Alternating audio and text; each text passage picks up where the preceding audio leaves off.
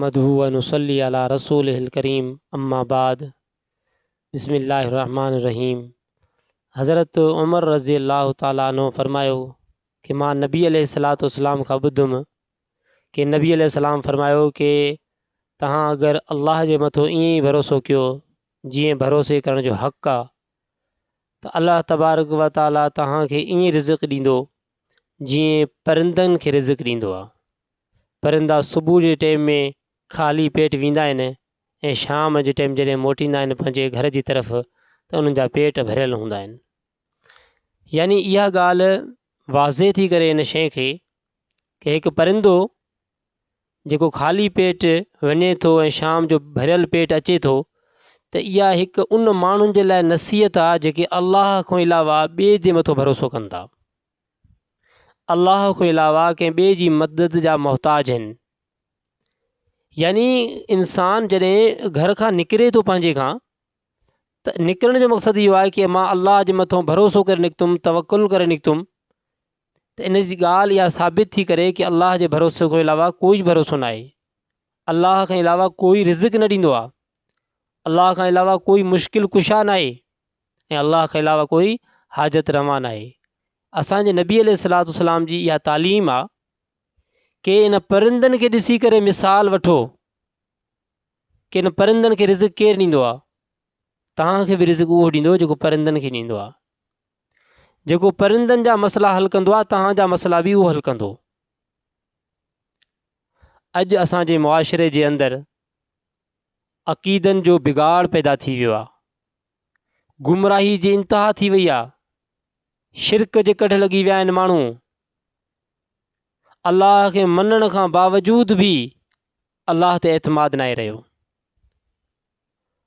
उनखे सजदे करण खां बावजूद बि उनखे सुञातो न आहे, उनजो इक़रार त कयो आहे कि तोखां सवाइ ॿियो को रब न आहे, पर उनजी रबूबियत खे सम्झो न आहे। शिरक, बिदअत ऐं इन शयुनि माण्हुनि जे अकुलनि खे फेल करे छॾियो आहे। जॾहिं इंसान शिरक ऐं बिदअत में अंदरि शामिल ऐं शुमार थी थो वञे त उनखे तक़वा ऐं परहेज़गारी उनजी ख़तमु थी वञे। इहे तमामु शयूं तॾहिं हासिलु थींदियूं कि जॾहिं असां अल्लाह जे मथां भरोसो कंदासीं, अल्लाह जे मथां यकीन कंदासीं कि अल्लाह बेशक तू ई मुंहिंजे हर मसइले खे हल कंदे, तोखां सवाइ ॿियो कोई न आहे जेको मुंहिंजे मसइलनि खे हल करे, तू हाजत रवा आहे, तू मुश्किल कुश आहे। जेको अल्लाह तबारक व ताला ज़मीन जे अंदरि शयुनि खे खाराए थो, पत्थर जे अंदरि शयुनि खे खाराए थो, पाणी जे अंदरि शयुनि खे खाराए थो, छा उहो ज़मीन जे मथां जेके रहण वारा इंसान आहिनि छा उन्हनि जी मुश्किलियूं हल नथो करे सघे? बेशक उहो मुश्किलियूं हल कंदो आहे, उन वटि ई सॼे मसइलनि जो हल आहे।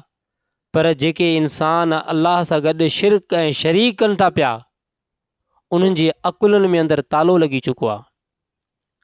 हो बज़ाहिर पढ़ियल लिखियल आहिनि पर बेअकुल पोइ बि उन्हनि इन शइ खे सम्झनि नथा कि अल्लाह जी ज़ात ऐं सिफ़ात ऐं ताक़त ऐं किबरियाई एॾी वॾी आहे कि तमामु मख़लूक मिली करे हिकु वक़्त में अल्लाह खे सॾु करे, इल्तिजा करे, दुआ करे, पंहिंजूं मुसीबतूं, पंहिंजूं मुश्किलियूं, पंहिंजूं परेशानियूं, तमामु मख़लूक़ात मिली करे हिकु वक़्त जे अंदरि अल्लाह खां अगरि दुआ घुरे त हिकु वक़्त में तमामु मख़लूक जी दुआउनि खे हिकु वक़्त में अल्लाह ताला जवाबु ॾींदो आहे। उनखां वधीक बि को ॻाल्हि थी सघे थी छा? उनखां वधीक बि छा उनजी ताक़त खे ॾिठो वञी सघे थो छा कि उनजी ताक़त कीअं थींदी आहे? जेको आसमान खे बिग़ैर जेको आहे न सुतूननि खां बीहारी बीठो आहे, बिग़ैर कंहिं जेको आहे त ॾाकिण खां सीढ़ी खां बीहारी बीठो आहे, त उनजी कुदरत जी छा ॻाल्हि हूंदी? उहो छा तो ताक़त रखंदो हूंदो पंहिंजे अंदरि जंहिं एॾी वॾी पहाड़ुनि खे बीहारे छॾियो आहे? उनखां वधीक ताक़त थी सघे थी छा? छा उनखां वधीक ताक़त आहे जंहिं समुंडनि खे जेको आहे न रखियो आहे पंहिंजी कुदरत सां? उनखां वधीक काई ताक़त न आहे। अगरि उनखां वधीक का बि ताक़त आहे कंहिं मुस्लमान जी नज़र में, अगरि उनखां वधीक कंहिं ॿी शइ खे मञे थो त उहो मुस्लमान न आहे बल्कि उहो काफ़र आहे, बराए नाम मुस्लमान आहे।